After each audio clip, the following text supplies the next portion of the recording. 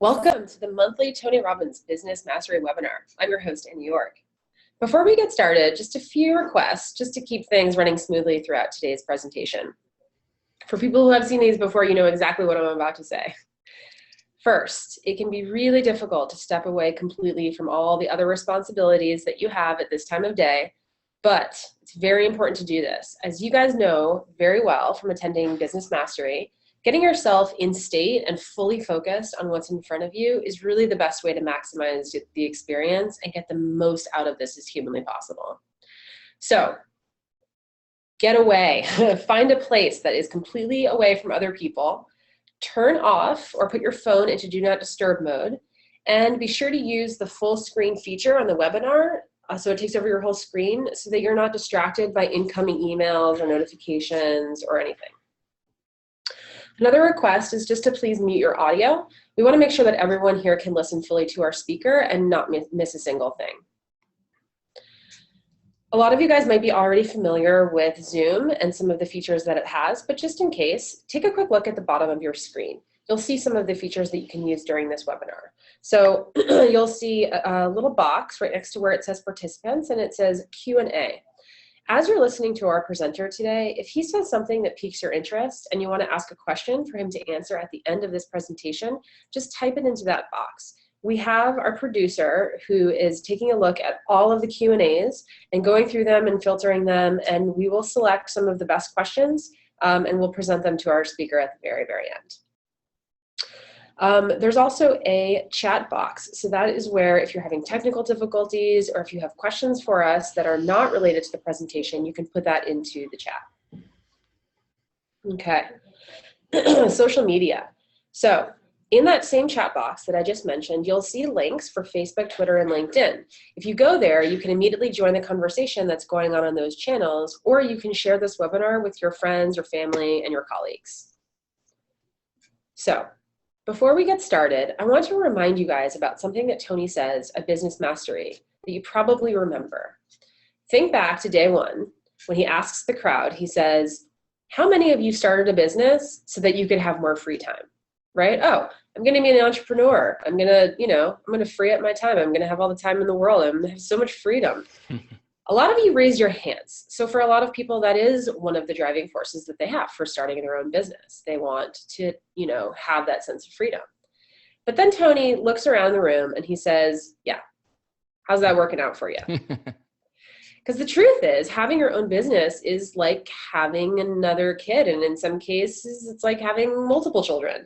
It's a full-time responsibility. It requires a lot of your personal time. And as Tony also says, time is one of the most valuable assets in the world.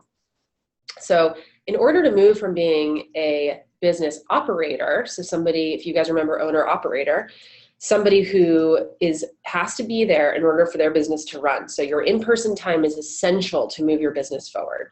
To being a business owner in the true sense of the word, where you don't have to actively manage your business, you can go on vacation and not panic that the whole thing is going to fall down around you. In order to do that, you have to think about new ways of generating revenue that do not require your own time. So this is a very common issue. A lot of business owners have this issue. And that's why we invited John Corcoran to come speak to you today. He's going to show you his proven strategy for entrepreneurs who are in professional services where you think you need to put more of your time in. He's going to show you how to scale and how to serve more clients by adding new revenue streams to your business. So you can move away from that model of just trading hours for dollars and move towards a model where you can create one-to-many programs and offerings. So I'm going to give you guys a little bit of background about John. He has a very interesting bio. When he was 23, John landed a job as a writer in the Clinton White House. So he didn't go to an Ivy League school. He didn't come from a family of wealthy donors. He had no insider connections that got him that job. I know, crazy, right? How does that happen? He got that job because he's just good at developing relationships with the right people. He's really good at getting to know VIPs and other successful leaders. But he wasn't always this good. In fact, he was pretty clueless about social cues when he was younger. He used to come home from school in junior high and play video games. In his own words, he says it was pretty pathetic.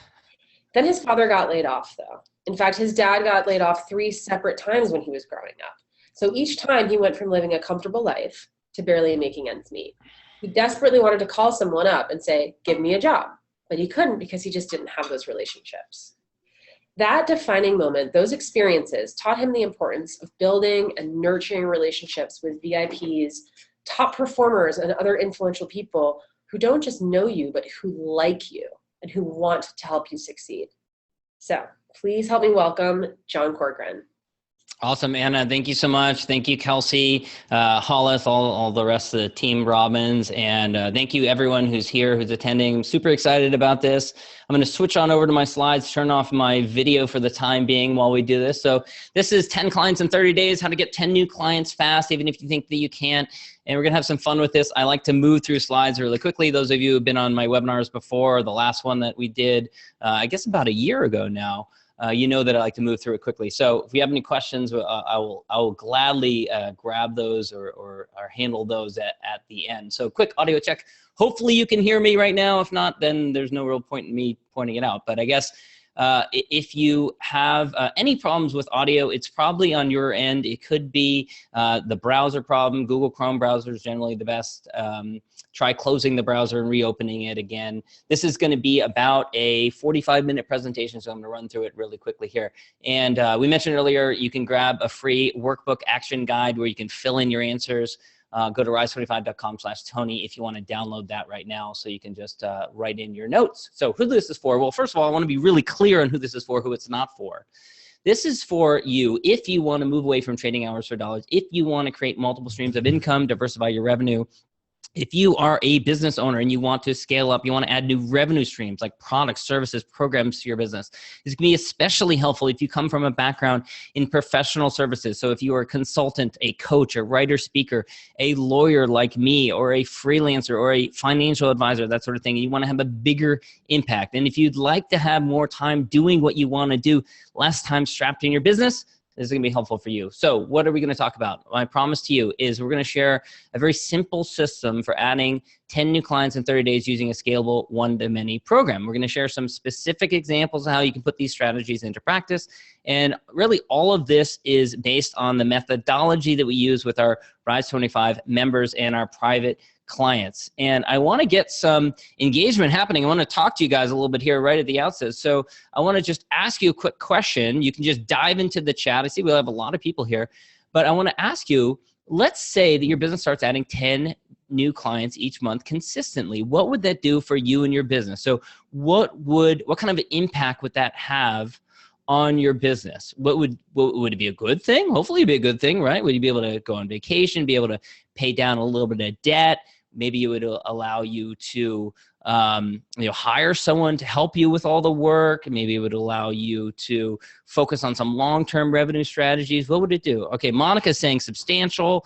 Let's see, Tom is saying huge. Tom says exponential growth. Danny says no time for one-on-one. XT says it had $50,000 a month, be able to hire help. It would overwhelm me, Ronnie says, okay.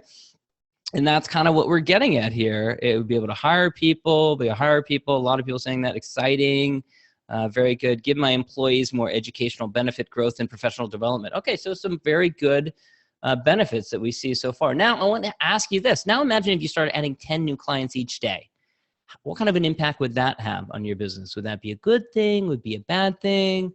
Would it be harder? What do you think? Would it be good? Massive, someone says super exciting. Wow. Laurel says exponential growth. Very cool. So got some more people saying overwhelming. Yes, now. Jacob just says a bunch of exclamation points. Okay, good thing, but I would need help to keep up. Yep. Okay. Now I want you to imagine one more with me. Imagine if you were to add 10 new clients in an hour. What kind of an impact would that have, right? Now, the reason I ask you this is because not that long ago, I was talking to a business owner who was a financial advisor, heavily regulated industry. He didn't even have an assistant working for him, so he's buried in all this administrative paperwork he had to do. And he told me, the one thing I need, the one thing that would really help my business is if I could just get 10 to 15 new clients per month. And I said, 10 to 15 new clients per month? What would that do for your business? And he said, oh, it'd absolutely bury me. It would be awful. And I was like, so on the one hand, you're telling me that your goal, the thing that would solve everything for you, that would be wonderful, is to get 10 to 15 new clients. And on the other hand, if you got that thing that you wanted, it would be horrible for your business. Do you realize how convoluted that is, right? And that's not a great thing, right? Our businesses will probably collapse. So fundamentally, the business structure is not sound. And that's the problem with trading hours for dollars. Okay, so in this presentation, what we're going to do is we're going to show you a new way. We're going to show you how you can grow your business, but in a scalable way. We're going to talk about how to add new clients using a one-to-many program, add a new revenue stream, and diversify your income, even if you struggle to get your goals accomplished, or if you're not sure what to focus on next, so that you can add 10 new clients per day or per hour, and it would be a blessing and not a burden. All right, let's talk about what we're going to be covering in this presentation. So I'm talking about who I am, who we are, my business, Rise 25, what that is. We're going to talk about why so many professional service businesses owners tend to struggle. We're going to talk about 10 different product or service income streams that you can use to add clients at scale. I'm going to give you some case studies. So I've got 3 different case studies on how to create a $50,000 to $100,000 in new revenue streams from a new product or service. It's easier and more achievable and faster than you might think. We're going to talk about 4 things that you need to do in order to add multiple streams of income to your business. And then finally, at the end, we'll do some Q&A if we've got enough time at the end, and hopefully we will. So stick around to the end. I want to give this to you guys. So we created a mindset exercise that shows you how to reframe the negative beliefs in your head around your greater purpose and allow you to create highly leveraged one-to-many programs and offerings. There are a lot of mindset limiting beliefs that are holding us back from actually creating these types of programs because of our belief system that we have. And so stick around, and I'm going to give that to you for just sticking around during the presentation. So I'll tell you a little bit about myself. Anna gave me a great introduction, but I'm the father of Mason, Toby, and Brendan, husband to Nicole. Toby's the one with the big bright red hair. Is exactly what my hair looked like when I was a kid. And, you know, in spite of, the nice introduction there and having had some cool experiences in my career, like working in the White House, I am no stranger to struggle. I attended 6 different schools before high school, before my first day of high school, due to my parents getting laid off. We had to move around the country multiple different times when I was growing up. And in spite of that, I feel grateful that I had the experience of working in the Clinton White House. I was a speechwriter to Governor of California. I was an early employee of Dreamers. I've been an attorney, run my own small boutique law firm in the San Francisco Bay Area, working with hundreds of clients from small startups to multi-million-dollar enterprises. Today, I run Rise 25 LLC with my co-founder, Dr. Jeremy Rice, who, similar to me, he's a chiropractor, and he realized the same problem as I did when he got started, is that he wanted to diversify his revenue streams. He didn't want to be strapped to his business at all times. He didn't want to have to be dependent on new clients, getting new clients every month after month. And so what we do now, our larger mission, is serving professional service business owners who want to make the shift from one-on-one client work to one-to-many programs and offerings. And we serve consultants, coaches, writers, speakers, anyone who is client serving. And I titled this "The Ugly Truth About Trading Hours for Dollars" because I realized quickly after I started my business, and maybe many of you did as well, that how flawed the business was. And I saw lawyers 20 years ahead of me who were miserable, always chasing new clients. And I wanted to diversify my revenue sources, but I didn't want to scale up a stressful, low-margin business with high overhead. In many ways, practicing law or a client service business is similar to that kid mowing a lawn, right? Because there's only so many lawns you can mow. There's only so much you can charge per hour. And when you're mowing one lawn, you can't be serving someone else, right? So there's these real limits that you have. And that's why I think that's kind of emblematic of the type of experience that you have when you're running a client service type of business. And I wanted to create a business that was more consistent and predictable and less dependent on bad clients and produce new streams of income. So today, after trying many, many different things over many different years, I kind of jokingly refer to myself as a recovering attorney. I discovered a smarter way to scale up, which is what I'm going to share with you here, and diversify my income and create multiple streams of income. And the nice thing is I can choose which clients I work with and which I don't, build up an email list from under 1,000 to over 50,000 email subscribers, and I feel greater freedom to spend time with my family. Now, let's take a look at the 2 major reasons why so many professional service business owners struggle. Number one is the time for dollar roller coaster. And I imagine you guys will know what this feels like. First, there is the hustle. So when you start out, you just hustle to get clients. You got no consistent lead source. So you just got to work, go to networking events, do whatever it is you can to get those clients in the door. Once you get the clients in the door, then you just get busy with something else, doing the actual fulfillment, servicing the clients one-to-one. And you've got this feeling like if I go on vacation or if I'm with my family, I'm not getting paid. So I need to constantly be at work. So you're stuck doing that.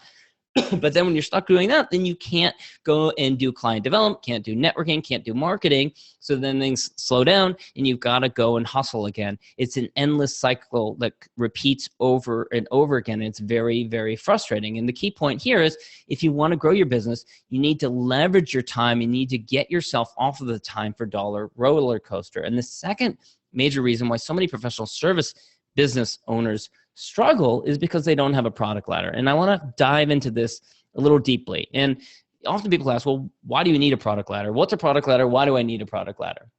Now, all of this is coming directly from our product ladder planning tool, which we use with our Rise 25 clients.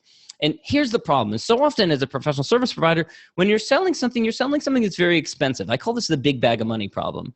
And people have never bought anything from you before. So they might not trust you from the beginning. Maybe they came in from a referral, but still they're like, I don't know. This person's asking for a lot of money. Is it going to work? I'm not so sure. Is this a good investment of my time and money? And so that's the big bag of money problem, is that you're selling someone you're charging a lot of money and they don't have an experience with you. Other businesses, their problem is that their bag of money is in the middle of the product ladder. And so not only is there not something lower level that they can buy, that they can experience you through, but there's also nothing at the higher end of the ladder, which means that you're losing revenue opportunities. You're also losing the opportunity to have a bigger impact and to help your desired target market more, okay? And then other businesses, their problem is that they have a small bag of money problem, right? They're undercharging. And what they're charging for, they're actually missing this huge opportunity. There's this ocean of opportunity up above the product ladder.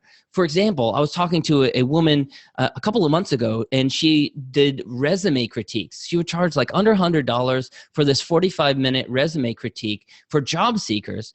And I asked her, okay, so after you do this resume critique, what else do you offer them? And she said, well, nothing. I don't want to offer them anything else. I just want to do a resume critique. And I said, well, these job seekers, are they fulfilled or do they have other needs? Are there other things they need help with? And she said, well, they need a bunch of help. They don't have a job yet. They need help with job search and networking and all these other things. So she was missing this much bigger picture and wondering why she was struggling, okay? So here's how a well-planned product ladder can work in any business. So you guys have all heard of Starbucks. Now, the first time someone goes into a Starbucks, they don't go in and they don't immediately buy a $3,000 espresso machine or a $300 espresso machine, but they might buy a $2 cup of coffee. And then the next time they might buy a $5 latte. And then the third time they might buy a $15 bag of coffee beans. They stair-step their way up. They get more and more comfortable. As they build trust, then eventually they get to the level where they're willing to spend even more money on something that they know is going to work based on their past experience. Now, there are other industries that are the same way. You take the music industry. This is something similar. The first time someone experiences a band, they don't immediately go and get front row tickets, but they might start by listening to a song for free on the radio. Then they might buy one song by buying it on iTunes, and then they might buy a whole album, and then they might get tickets to the concert, and eventually they work their way up the product ladder, and they're willing to invest more money because they know that they've had a track record of getting good results from other products at lower level on the product ladder. So the question then becomes, well, how do you implement a product ladder in a service-based business? A lot of people struggle with this when they have a service-based business. I'm going to get to that, but first what I want to do is I want to explain what we call the evolution scaling up spectrum. So this is the evolution of the professional service entrepreneur. You guys have seen the general evolutionary scale here from crawling to walking to standing upright. Now, when you start in business, oftentimes people start with the easiest, which is the far left. It's a done-for-you service-based business. I call this the easiest kind of business to get into and the hardest kind of business to get out of. And the problem with it requires a high amount of active customization. And generally, just like the kid mowing the lawn, you can only serve one client at a time. So it's not scalable. You can't serve many at a time. This is why people feel so frustrated and they have such little time available. Now, there are plenty of businesses that are actually successful in this realm. You think of like consultants, lawyers, CPAs, contractors, marketing consultant, that kind of thing. There are big businesses that are successful, like Accenture, McKinsey, law firms, architecture firms. The problem is they tend to be very low margin, and so they're at risk. And when the economy collapsed about 10 years ago, a lot of these firms were the first types of businesses that went under because their margins were so slim. Okay. At the other end of the spectrum, what you have increasingly now is you have service-based businesses that are being replaced entirely by software. Do it with software rather than done for you. You think of like tax preparers are being replaced by TurboTax. Researchers have been fully replaced by Google. Auction houses replaced by eBay. Translators being replaced by Google Translate.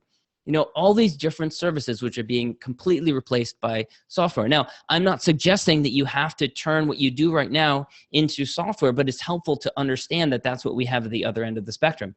Now, what you can do, what we do recommend you do, is you work your way along the evolutionary ladder where you move towards less active customization, more scale, so you can serve more clients at a time rather than just one-to-one, moving towards one-to-many, where you do a done with you type of solution. So a couple of examples of that might be like a group coaching program, or a yoga instructor who teaches classes, or a live workshop for 10 people. These are the types of examples and ways that you can move your business, again, still leveraging the knowledge and expertise that you have that you are using in a done for you capacity, but leveraging it with a done with you type of service with greater scale. All right, so given how you monetize your business now, what are some options for adding new revenue streams, okay? Right? If you're buying into this idea, what are some revenue streams that you could add? Well, let's talk about 10 different income streams. I'm just gonna throw these out there because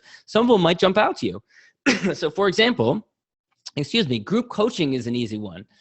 If you are helping people with some kind of knowledge and expertise in your head, then you may be able to put together a group of people and you either coach them or you train them. Number two, group training. Now, webinars are another high leverage. We're doing a webinar right now. It's another high leverage activity. It's a way of serving many people one-to-many. Live events is another great one. You don't need to have 300 people for a live event. A live event could be 3 people or 5 people or 10 people. Digital products is another way of going, of leveraging your expertise. Speaking is a traditional way of leveraging your experience in a one-to-many fashion. There's a lot of newer ones like referral partnerships, affiliate income, podcasts, physical books, and ebooks. Again, these are all different ways of taking the knowledge and expertise in your head and leveraging it in a smarter way in a one-to-many fashion. So then the next question that naturally comes up is, okay, well, how do I know which of these new products or services people will buy from me? And that's the critical question. Let's talk about the traditional approach for creating products and services. The traditional approach is people would spend months and months, often years, creating a product or service. They get an idea in the shower, this is what I'm going to create, and then they go run. They spend months and years working on it, and they're, oh, I know people are going to buy it. They're definitely going to buy it. And then they go out and they try and sell it. Oftentimes they don't have a market yet to sell it to, and crickets. Disappointing results. No one wants to buy it because they didn't test before they created it. They didn't actually get any feedback that this is something that the market wants, or more specifically, this is something the market wants to buy from you, okay? So what if we were to flip this approach? And this is what more products and service creators are actually doing today. This is the modern approach creating products and services. Number one, you validate the idea before you've done anything, before you've registered a domain, before you've gone out and started creating a bunch of different stuff. You validate the idea. Then you sell it before you've created it. You get some money in the door. You can even use that money to create the thing that you've told people you're going to sell. Then you create it. Then you magnify it. You sell it much further using so many different digital tools that exist today that can take things a lot further. We call this the Rise 25 Magnify Your Income Strategy. Now let's take a look at a few real world examples, and I'll start by using myself as a guinea pig. So for years when I was practicing law, I had people that were coming to me and saying, hey, John, you're good at developing relationships, just like the bio that Anna gave at the beginning. You're good at developing relationships. You should teach others how to network and how to get more clients using networking. And okay, that's cool. You know, I could have done that. The old school way to do it would have been this. I would have gone around selling one-on-one consulting. I could have written a book. I could have taught a community college course. I could have done paid speaking gigs. Some of these things are leveraged, but they're not as leveraged as you can be today. And all of them are very time consuming and not very profitable. So instead, here's what I did. I started with a free webinar. I just went out there and started teaching and showing people some of the things that I knew. Doesn't matter what the topic is, you can use this strategy in your field as well. From there, I went and created a pilot course. I got a handful of people to enroll in it and come and learn from me, and I taught it live, and I gathered feedback. That's a critical step. And then from there, I went and created a digital course. After gathering feedback, after figuring out what people wanted from me, I created a digital course. And then from there are many different things that you can create. You can go and create group coaching or premium one-on-one coaching. You can create live events. You can create more digital courses, many different opportunities which can flow right from that. So let me show you. Here's how anyone can do this, even without a big list or a tribe or a huge following or any of those sorts of things. You can start with a paid live event. Anyone can do this. You can just go around to your past clients, to your referral partners, people who already know, like, and trust you, people who would be most interested and would most benefit from whatever live event you're going to put on. Then you go and do that. Now, from that one event, many different offerings can arise. You could sell a live stream option for people who couldn't physically be there. You could hire a videographer to then videotape everything, create videos that you then sell in different ways. You could sell them in an online course. You could put them in a DVD. You could transcribe the videos, turn those transcripts into another product. Take the transcripts, give them to a writer, editor, and create an ebook. There's many different things that could come from that one paid live event, and then take it even further. You can go and create an ongoing group program. So you've got a whole new business arising out of one paid live event. You can do this on a small scale. You can do this on a large scale. You don't need to do it on a large scale like Tony Robbins says. You can do it on your own scale and work your way up. Let me give you another example. This is Justin. Justin has his background as a financial advisor and a financial coach. And Justin, we've worked with Justin, helping him with his group coaching program. And what's so fascinating about Justin is that the old school way of growing a financial planning practice would have been for him to go around serving clients one-to-one, hustling to get more clients, begging for referrals, doing whatever you can to network with other professionals. All these things, again, very time consuming and only really working one-to-one. What he did that was different is he started with first emailing his connections, reaching out to them and seeing how he could be in service and what he could create, what kind of leverageable program, non-one-to-one offering he could create that would have a big impact and that would really deliver transformation for the people he wanted to serve. Then from there, he went and he created a pilot group coaching program that, of course, he sold to people. He had people paying buyers in the door, giving him feedback. From there, he went and created a book. This is a very different process than a lot of people follow. A lot of people immediately think, oh, I'm going to write a book. He actually created the back end first, created the back end offering and got feedback from people, and that generated content that helped him figure out, okay, what do I want to put into a book? Why am I writing a book? Because a book ultimately is a lead generation tool. And if you have a bunch of leads coming in, you want to be able to leverage them further, because just selling a $4 book or a $9 book is not going to get you a ton of money unless you sell millions of copies of them. And then from the book, many different opportunities came even further. He had media interviews, got on major networks. He had high dollar one-on-one work. You've got more group coaching clients that might come in the door. You've got more digital courses that might come as well. All these different opportunities, again, coming from that. Let me give you another example. This is Jeff. Jeff, again, another background in finances. He's a financial advisor. He decided to create an online course. Why? Because he wanted to diversify his revenue sources. He wanted to be less dependent on financial practice clients. He wanted more time with his family by leveraging his time. And he'd also had a lot of success in creating, using blogging and podcasting in order to get new financial planning clients in the door. And he had a lot of other financial advisors who were coming to him and asking him about how he did it. And so he figured, well, I will show you how I did that. So I helped Jeff to go, and the barrier for him was just taking all his different ideas. He knew how to do these things, but putting them into a framework. So we sat down, we created a framework, we organized them in a logical, sequential fashion.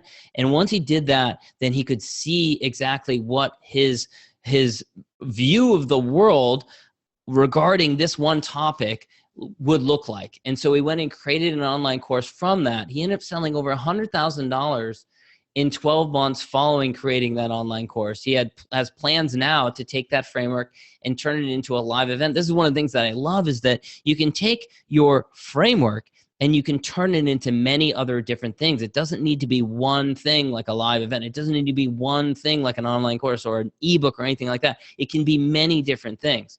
And he's also been profiled on a TLC reality TV show that is going to be airing in a few months. Here's another example. So Lori is a coach. And what I love about Lori is when she came to us, she was frustrated because she'd done one-on-one coaching for years and she wanted to have a bigger impact. She wanted to do something more. She wanted to create something one-to-many, but she didn't know how to do it. And she didn't know how to break through. And wanted to create her first group program. She wanted to be less dependent on the one-to-one clients and also diversify her revenue sources so she wasn't always dependent on the new one-to-one clients coming in. And her goal was create one group program and one live event. So what did she do? It doesn't take a lot of tools or technology or any of that kind of stuff. She got on the phone with her clients. This is what really is the critical first step, is just talking to your past clients, talking to your existing clients, and figuring out, how could I help? Where, in what way am I not serving you that I could serve you in some deeper fashion? And she also, another critical step for her was reframing the belief that one-to-many would be inferior. Yeah, she had this assumption that in some ways, if I'm not doing one-to-one with people, that it's not going to be delivering the same experience. And once she reframed that, once she realized that there was huge power in creating a community, that you can actually create something one-to-many that is much better than any one-to-one service that you could provide. And she used her assets. We all have assets. You don't even realize how great our assets are. Past clients, readers of her books, people she knew through local networking groups. She reached out and she really thought about, how could I serve these people? And she said to them, look, I want you to be part of this program. I want you to be in it. And they were touched by that. And she had them join her program.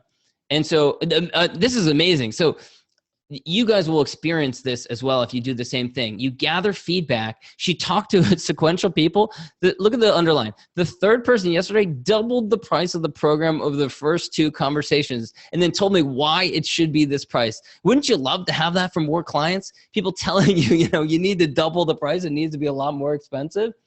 And so after putting in all this effort, it was really gratifying to see that she had really untapped resources. She had demand, her existing and past clients who wanted to work with her.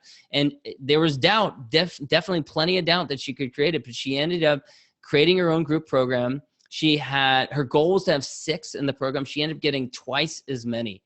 The funny little aside is, at the same time she was creating this, she was also thinking about creating a live event. She ended up at the same time creating a live event because she developed so much interest from just having these conversations with her past clients and existing clients that she ended up bringing some people together and doing a live event one weekend. And so many people wanted to come to that, she actually created a second live event at the same time. So it's kind of one of those, when it rains, it pours types of situations. So, all right, what is the secret to creating a one-to-many offering that is wildly successful, is the natural question that we ask. Well, there's this great quote from Seth Godin. He said, while you and I have been running down dead ends and wasting our efforts, scientists have been busy trying to figure out what actually works, and now they know. Small steps works, consistent effort works, group support works. That's it, 3 things. I love that. Small steps works, consistent effort works, group support works. That's it, 3 things. So let's talk about that. I'm a big believer in micro commitments. You set small little deadlines. I've been working with an accountability partner for about 5 years now, and I find when you set a goal too large, you're not going to do it. When you set it small, you're much more likely to achieve it and go much further. So you want to set small incremental steps, micro commitments, give yourself a specific deadline, give you something that's measurable. That's a big point. Second, consistent efforts. You want to create a chain of effort in your own control. Okay, so a classic example I give is like setting a goal of I want to be on 20 podcasts as a guest is not in your control. I want to send 20 email outreach emails to 20 podcast hosts suggesting I be a guest on their podcast. That is in your control. You also want to build regular check-ins into your schedule to ensure that you have consistent effort. A lot of software can help you with that now and with other groups. And then third, group support. So you want to get feedback from the right people. You want to surround yourself. This is critical. Surround yourself with others who believe in what you're doing and who are going to support you. And when you get feedback, you want to get a structured format so you don't waste a bunch of time. And you want to turn any jumble of ideas that you have into specific action steps, okay? Don't just take inspiration for the sake of inspiration, but turn it into specific action steps. All right, so you're probably wondering, will this work for me? Great, natural question. You can do all of this if you do these 4 things, okay? Very simple, very straightforward. Number 1, start small. Don't get caught up over, I want to create a massive, this is marketing 101 online course. It's going to be 3,000 videos, all this kind of stuff. You'll never do it if that's the case. You want to start really small. If your goal is to write a book, don't set a goal of, I'm going to write 3 books in 2018. Set a goal of, I'm going to write 25 words before this Thursday at noon describing what the first chapter of my first book is going to be about. That's much more concrete, much more powerful, much more in your control. Number 2, listen to the market. Go out and have conversations. Have a dialogue. Talk to your people who are in your market, your past clients, your existing clients, referral partners, people you think you would be perfect for any kind of one-to-many offering that you would create, and talk to them, get feedback from them, and figure out what you could create, because chances are there's low-hanging fruit out there. There's something that you could be creating right now that would be generating revenue in your business. Third, double down on what works. It breaks my heart when I see someone find something that works and then they abandon it. It's just like, I guess it's entrepreneurial ADD. But naturally, a lot of times people do this. They find something, it works for them, and then they just move on to something else, like they're looking for some new challenge. I say double down. Do it over and over and over again until it doesn't work for you anymore. And then fourth, you want to invest in guidance. This is why you all went to Business Mastery, right?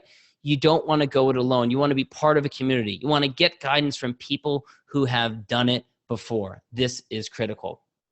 Now, you have 2 choices, okay? There's the long road, 6 years, for me, 6 years of slowly trudging along. Or there's the fast lane approach. I'd like to tell you briefly about one offering that we have, which is a fast lane approach. And then after that, we're going to do some Q&A, and we'll leave plenty of time for Q&A because I love questions. So I'd like to tell you about our Revenue Booster program. This is through my company, Rise 25. The Rise 25 Revenue Booster program is a 4-week virtual program designed to get you new clients fast and to generate revenue quickly. It's a 4-week process to create a quick infusion of cash in your business using your existing network clients and connections. And guess what? You know what? You know how we created this? We walk our own walk. We eat our own dog food. This was from having conversations with our existing clients and saying, this is what I could use help with the most. What we do is each week we deliver training around getting new clients and maximizing revenue from existing clients. We also introduce you to the fundamentals of how to create a one-to-many program to make your business 10 times more scalable in the future. It breaks down like this. So first, week 1, your foundation. We talk about how to identify the pain you solve, how to identify the big promise you deliver, how to get real-world feedback in sales. And we also, how to analyze and fill out your dream product ladder. This is a proprietary tool that we created, which helps you figure out what products and services you should be creating. And we also, I mentioned earlier about the mindset exercise. We do have that mindset exercise. Anyone who signed up, by the way, at rise25.com/Tony, I'm going to email you that bonus mindset exercise. And if you didn't, open up another tab. You don't need to fill it out right now, but open up another tab or write down that domain and enter your email, and we'll send it this afternoon. We'll send that mindset exercise. And of course, mindset is so critically important. That's what we cover in week 2 is mindset, how to conquer the negative beliefs in your head and take action without procrastination, how to leverage a rolling snowball mindset, how to reframe negative beliefs about creating one-to-many offerings, and how to embrace the success mindset. And then week 3, how to generate more sales fast. So we get right into this, how to create sales in a short time frame, how to create urgency to buy through scarcity with integrity, how to create your minimum viable offering, which fits into your product ladder, and how to have an effortless sales conversation. And then week 4, we actually do one-on-one strategy sessions, and we have very limited time available for these, but I am so passionate about this, about helping other professionals who I walked in the same shoes, experienced the same thing, that we throw this in as part of the same program. We help you to identify fast cash revenue opportunities, strategize positioning, pricing, and your offers. And we actually go over your dream product ladder exercise and provide feedback on that, which is really incredibly valuable, we find. So, and now we got a couple of bonuses that are added to it. We have our ultimate feedback email template and script that you can use to get 95% response rate, reaching out to your own clients. And then we also have, this is a bonus for if you sign up during this webinar, we have 60 days group access with 2 Q&A calls per month via Zoom, same thing as we're doing right here. And you get to access our private Facebook community as well, where you can get pressing questions answered. So what is the investment? First, you have to ask yourself, what is one client worth to you? I'm sure many of you would say thousands, 2,000, 5,000. So when we got feedback, and I'm using myself as an example here, when we got feedback from people, people said this, the Revenue Booster program would be worth maybe $1,000 for me, a strategy call. I mean, if you get $1,000 worth of value out of it, at least $1,000. So I think 2,000 is a reasonable price. We charge $97 for this program. Now, why so cheap? Well, we make it affordable because we're passionate about helping other professional service entrepreneurs to get away from trading hours for dollars. And we include both the Revenue Booster program and the one-on-one strategy sessions. And if you sign up during this webinar, we also include the 60 days access to the Q&A calls with 2 Q&A calls per month. And I know we have availability right now, but the reason I say that only if you sign up during the webinar is because I don't know how much availability we'll have for that going forward. So you can check that out at rise25.com/booster. This is just one example of Mark, who got a $25,000 order after doing a strategy call with us. And we've got a 60-day test drive guarantee as well, if you decide that you feel like it's not a good fit for you. So we'll keep this open until Friday at midnight. And I do want to move over to Anna now and answer any questions. And I think we left plenty of opportunity to talk about any specific questions that you have about your own business. Anna, are you there? Yes, I'm here. So one question, this is sort of specific, but what about Facebook? So do you recommend using Facebook ads to get people into this one-to-many program that you start setting up? It's funny that Facebook is the first question people ask, because it's a hot topic right now and people love to ask about Facebook ads. Facebook ads are the coldest type of leads. What I recommend is you think about the types of leads that come into your business, and there's a spectrum from hottest of hot to coldest of cold. And there's something comforting and easy about selling to strangers, because if we deal with rejection, it's not coming from a friend or someone who trusts us, right? They're also the hardest type of person to convert. So I think that's part of the reason that people feel comfort in going after Facebook ads. You're much better off going after your hottest leads. People already know, like, and trust you. That's what I would strongly recommend you go after. Only after you've exhausted your hottest leads, your warm leads, your lukewarm leads, you've worked your way through all that and built up a converting offer, then you go to pursuing cold leads. That's what I recommend. And also, if you're going to run Facebook ads, anyone who's running Facebook ads these days should have set aside at least $25,000 to play with in order to get that really optimized and converting. Got it. Great. So we've actually gotten a couple of questions from people coming in who are in different industries. So they're trying to figure out if this would work for them. So for instance, we got one question about how to leverage a personal one-to-one service such as paralegal, which requires one-on-one because each case is so different. We also got somebody from a marketing and design firm that specializes in web and graphic design. So how would that work for that type of company? So what are some of the service-based industries that you think would work really well with this, and some of the ones that you think would be just more challenging? And if those challenges are something that you can overcome, how would they do that? Sure. You had somebody from manufacturing as well, Yeah, I mean, I think what you have to understand is that fundamentally the one-to-one done-for-you service that you provide, if that's what you're doing right now, by its nature, he can't do that entirely the same. Or you can charge a premium price and only do it for limited clients and create something else which is more scalable, more leverageable. So whether it's being a paralegal, whether it's marketing, communication, or whatever, you could create an offering that is more leverageable and that teaches people. What I would recommend is you do this. Take whatever area you're in and go into Amazon. Are there any books that have been written about your topic? There probably have, right?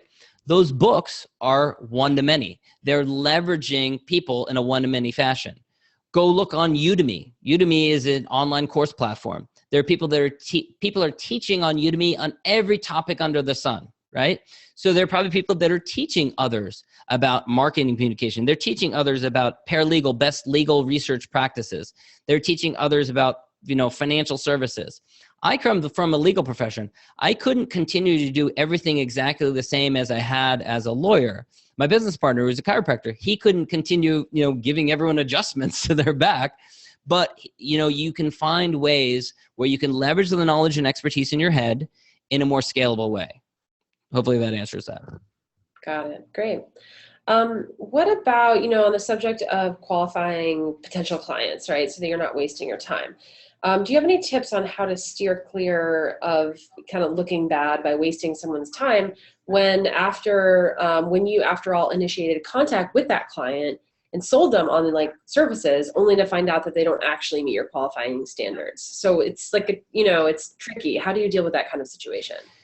The question is, if you're talking to someone and it turns out that they don't meet your standards, that they're not qualified to work with you? Exactly. But it's tricky, right? Because, if you're the one who kind of reached out to them, sure. How do you deal with that? Yeah, it's a delicate dance, right? You're looking for a good fit, and that a lot of times it isn't a good fit. One way that you can get around it is by having some kind of questionnaire or survey that you give people beforehand. And that's just an efficient way of not, spending all of your time or wasting all of your time, doing long calls with people to figure out whether it's a good fit. And it actually turns out from the outset that they weren't a good fit. So having a good survey is a good way to avoid that. And then otherwise just being upfront with people and saying, look, I don't think we're a good fit for each other for whatever reason. And just, the other thing you can do, this is something that I've tried to do, is you can create resources which are beneficial and helpful to people who aren't a good fit. So let's say that their business, or whoever they are, is not a good fit for you because they're too much of a beginner, or they're not advanced enough or something like that. You could write a blog post or record a video, or even refer them to a book. Say here, go read this book or these books.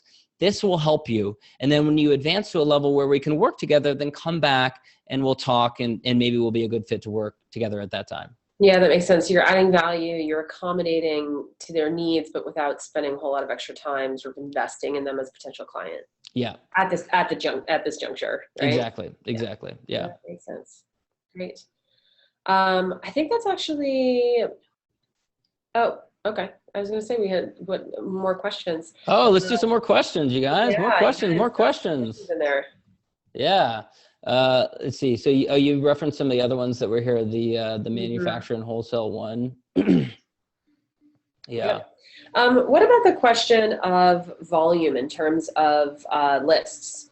So how do you sort of create a scalable one-to-many program if you're sort of starting from zero and you don't have a list of contacts? Yeah, that's a big objection that people say, oh, I don't have a big database or anything like that.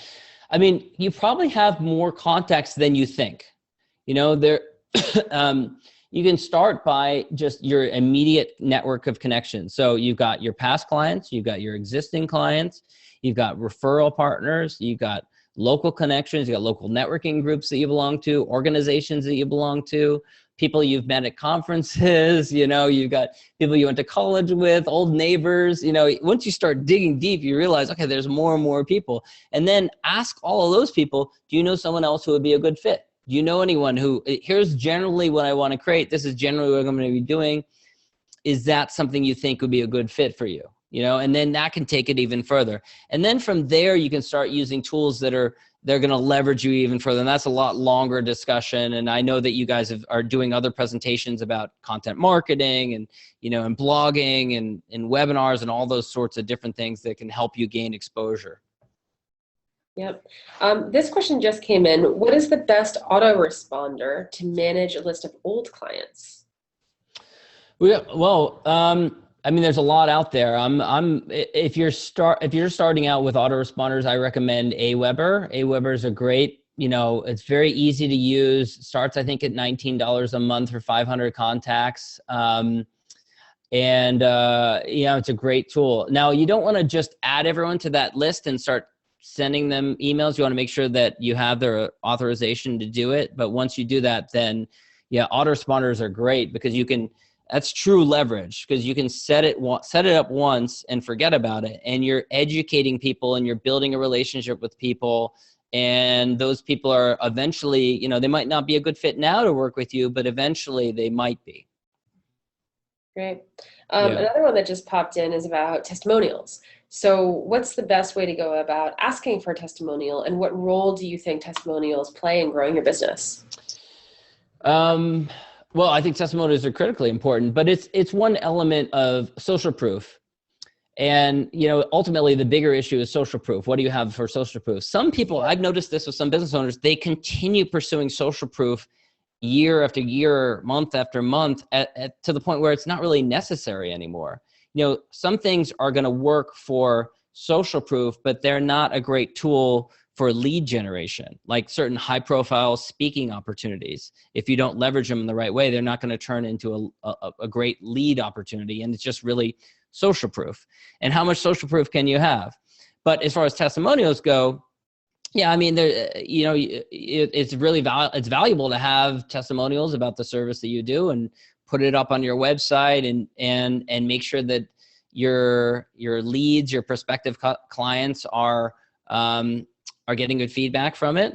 And I'd say pursue them.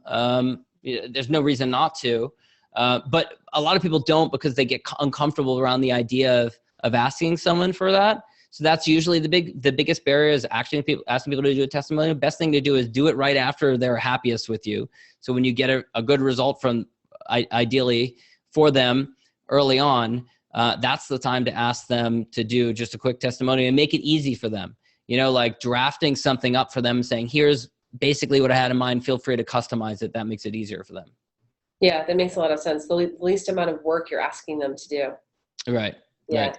Now, I find also if you don't have to make assumptions about what specifically it was that they liked about your service, but if you can get sort of a general idea, like bullet points, most people don't want to draft, complete sentences, but if you can just get the main idea and draft it for them, it's great because it's their ideas and so they have a sense of ownership over it, but you're the one who's kind of putting in the work and refining it. Yeah. Or, I mean, if you're with them face to face, get out your phone and say, hey, can I just record a quick video of you? Just like, here's generally what I want you to say. And it'll just take 2 seconds. I mean, that's no skin off their back. I'm sure they're happy to do it that way. Easier you can make it, the better. Yeah. No, that's great.